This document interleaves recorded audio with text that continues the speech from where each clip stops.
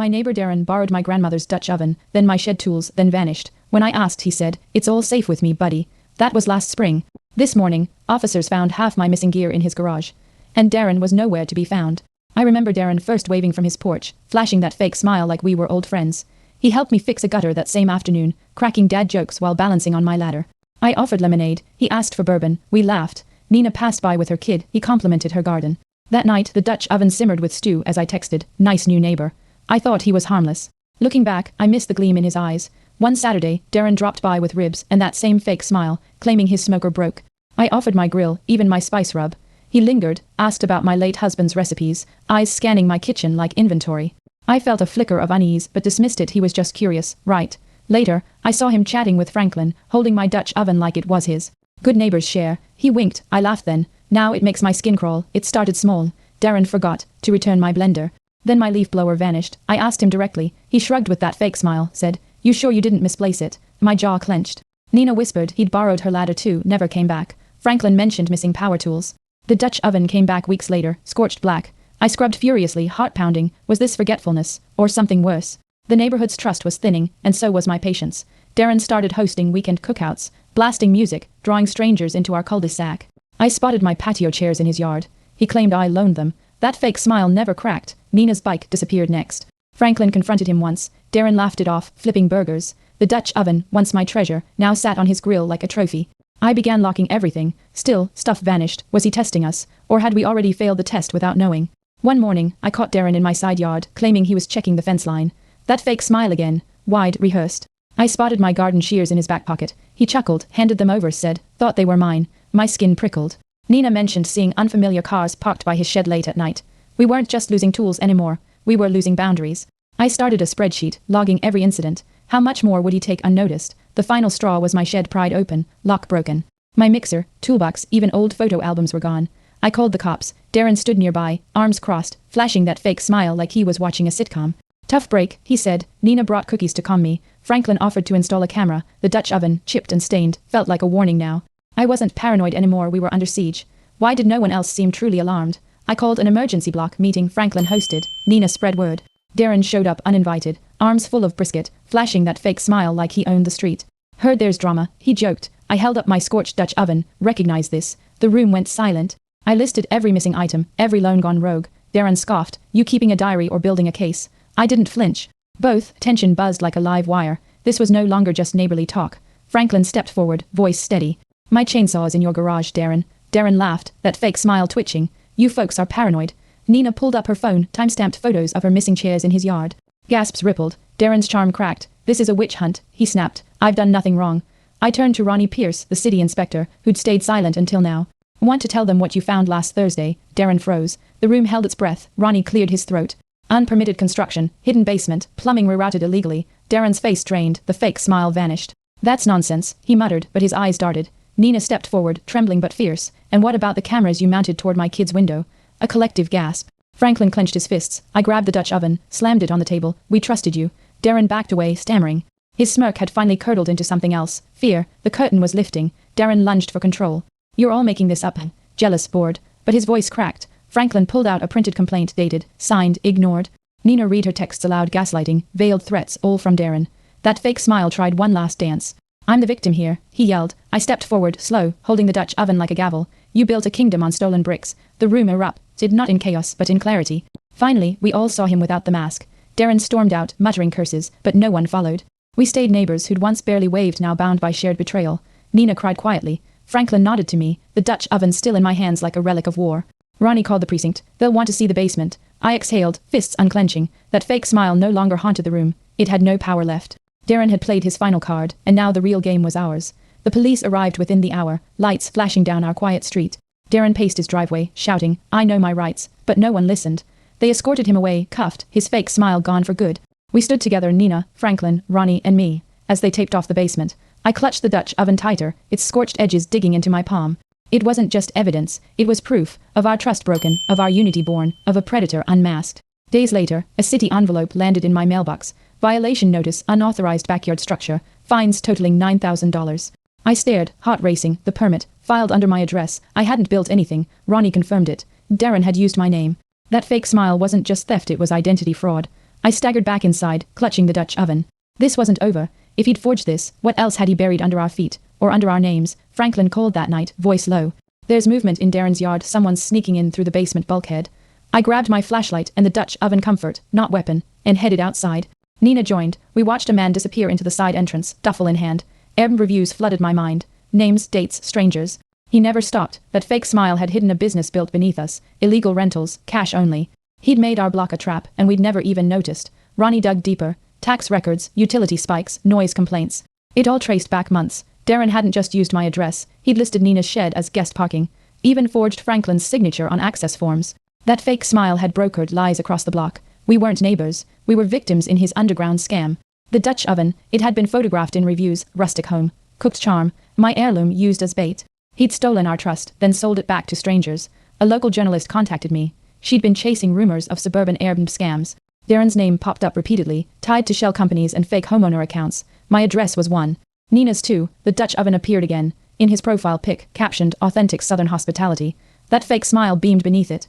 We weren't just targets, we were branding. He'd built an empire from charm and theft. I sent her everything. If the law failed us, the story wouldn't. We'd speak loud. 2 nights later, Nina's car windows were smashed. Nothing stolen, just shattered, a warning. My porch light flickered out the next day. Franklin's tires were slashed. Darren was in custody, but someone else wasn't. That fake smile had allies, or he'd planned this revenge before leaving. I brought the Dutch oven inside, locking every door. We weren't safe yet. His grip lingered, a ghost in hardware and passwords. But fear wouldn't win. We had names, records, proof, and each other now. The reporter published the story front page, the predator next door. Our street name in bold, our faces blurred. Darren's fake smile stared back in high resolution. Within hours, city officials launched an audit, neighbors filed claims, and strangers from other towns reached out with eerily similar tales. He wasn't just our problem, he was a pattern. The Dutch oven appeared in 2 other photos, in different cities. He'd taken our symbol of home, turned it into his calling card. A woman named Claire showed up, trembling, holding a small box. He said this belonged to his late wife, she whispered. Inside was my grandmother's recipe cards, grease, stained, handwritten, stolen. Darren had wooed her with my past, using the Dutch oven story like it was his. That fake smile had rewritten history. Claire cried, he vanished 2 weeks ago. We gave her cocoa, warmth, another victim, another truth. He hadn't just manipulated us, he'd impersonated love, baked lies into memory. Court documents revealed Darren had legally changed his name twice. Fraud cases in 3 states, each dismissed or lost in bureaucracy. That fake smile had walked through loopholes, rebranding with every scam. The Dutch oven, police traced pawn attempts. He tried to sell it twice, then used it for image. I sat with Nina and Franklin, overwhelmed. We weren't neighbors, Franklin muttered. We were stages. Darren hadn't lived next door. He'd performed there. And we'd been his best written audience until now. The final twist hit hard. Darren had filed a lawsuit from jail claiming we defamed him, cost him business. His signature, smug and sprawling, demanded damages. That fake smile had found ink. He's still playing, Nina whispered, stunned. Our lawyer laughed bitterly. It's not about winning, it's about stalling. The Dutch oven sat on the table between us, dented but solid. Let's countersue, I said, not for revenge, for warning. If his lies had a paper trail, then so would our truth. At the hearing, Darren appeared via video, hair combed, demeanor polished. But the fake smile faltered as our photos, receipts, testimonies stacked. Claire testified. Nina played the Airbnb recordings. Franklin passed the scorched Dutch oven to the judge. This isn't cookware, he said. It's evidence. Darren blinked, lips tightening. No charm left, no exit. The judge nodded slowly. We'll proceed with full discovery. For once, Darren couldn't talk his way out. His empire cracked, and we were the ones holding hammers. The discovery phase revealed offshore accounts, tiny deposits linked to rentals, tip jars, fake refunds. Darren's hospitality was a machine. Worse, he'd installed remote cameras in borrowed tools. Our gear had watched us. Nina paled. Franklin cursed under his breath. I gripped the Dutch oven like a tether. That fake smile wasn't just a mask, it was surveillance. He hadn't just robbed us, he'd studied us. Every favor, every laugh, every borrowed item, data. We weren't neighbors. We were assets in his con. An IT friend of Franklin's traced Darren's devices. He'd tapped into local Wi-Fi, monitoring cameras he'd installed for safety. Even Nina's baby monitor showed signs of access. That fake smile had watched her child sleep. She collapsed into a chair, shaking. We let him in, she whispered. I placed the Dutch oven beside her. Not anymore. This wasn't just theft or fraud. It was predation. The court's charges expanded privacy invasion, child endangerment. The oven had always held warmth. Now it held justice. Claire returned with a battered laptop. Darren's hidden files revealed scripts, pickup lines, fake backstories, neighborly, icebreakers tailored to each victim. Ours were all there. Me, Nina, Franklin, names, habits, weaknesses. That fake smile wasn't charm. It was rehearsed strategy. One file was labeled Dutch Oven MVP. He'd ranked emotional responses to the oven story. He tested reactions. I whispered. Nina nodded grimly. We weren't people. We were auditions. The evidence was chilling, but now we had the script. And we were flipping the ending. One document listed future targets, addresses Darren planned to move to next. Out-of-state listings, fake job references, even rental apps filled with stolen info. That fake smile wasn't done hunting. He'd already laid the traps. The Dutch oven appeared again, this time marked prop, trust object. My stomach turned. He's franchising fraud, Franklin muttered. We sent everything to the DA. This wasn't about one neighborhood anymore. Darren hadn't just crossed lines, he was drawing maps. But now so were we, lines of defense. A detective found a warehouse linked to Darren, packed with labeled bins, Melissa tools, Nina books, Franklin hardware. Our lives, catalogued like trophies. The Dutch oven had its own crate, padded, sentimental bait. The tag read. That fake smile had commodified us. Nina stared at her box, eyes wet. He never stopped, she whispered. But we stopped forgiving, doubting, waiting. Now we were reclaiming. Every stolen piece logged, every violation named. His empire was no longer secret. Courtroom tension snapped when the judge ruled the warehouse admissible. Photos of labeled bins filled the screen. The Dutch oven's tag, sentimental bait. He hung in the air like a verdict. Darren's fake smile flickered, then vanished entirely. You created a network of deceit, the judge said. With surgical precision. Nina squeezed my hand. Franklin let out a shaky breath. This wasn't just exposure, it was reckoning. The courtroom no longer saw a quirky neighbor. They saw a predator in full retreat. In the final week of trial, a forensic psychologist testified. Darren displayed signs of narcissistic sociopathy, charming, manipulative, remorseless. That fake smile, she said, wasn't emotion. It was a tactic. The jury flinched. I watched Darren fidget, for once uncertain. The Dutch oven rested beside the evidence stack, a quiet reminder. Nina whispered, he never cared who we were. And now, stripped of persona, he looked ordinary small. His performance collapsed. We hadn't just survived, we'd dismantled his favorite illusion, control. The jury deliberated just 2 hours unanimous on all charges. Fraud, trespass, surveillance, impersonation. Darren's fake smile didn't return. As the verdict echoed, Nina cried openly. Franklin shut his eyes and I gripped the Dutch oven, grounding myself. The judge ordered restitution and maximum sentencing. Reporters swarmed outside. You cracked the case, one said. We lived it, I replied. Darren once called us boring suburbanites, but we weren't his backdrop. We were his undoing. And our silence, that would never return. Weeks later, letters arrived handwritten apologies from other victims in other towns. One included a photo, their Dutch oven, identical to mine. Another sent a poem Darren had gifted word from one he'd read to Nina. That fake smile had recycled everything. Stories, gestures, grief. He didn't manipulate people, he manufactured patterns. But now, the pattern was broken. Our block became the hub, helping others press charges, spot signs. He'd trained us through pain, and now we were teaching the world. On the anniversary of Darren's arrest, we hosted a street gathering. Not a party, but a reclaiming. Neighbors brought dishes once lost, stories once silenced. I placed the Dutch oven at the center table, not as decor, but declaration. A symbol returned, not ruined. That fake smile had once divided us, then united us. In resistance, Nina hugged me tight. We didn't just survive him, she said, we erased him. For the first time, our street felt like ours again. Truly ours. I sat on my porch, cradling the Dutch oven in my lap. Its scars now history, not shame. The silence felt earned. That fake smile no longer haunted my thoughts. It empowered them. We weren't naive. We were trusting, and he weaponized that, but we fought back together. Nina painted her fence bright blue.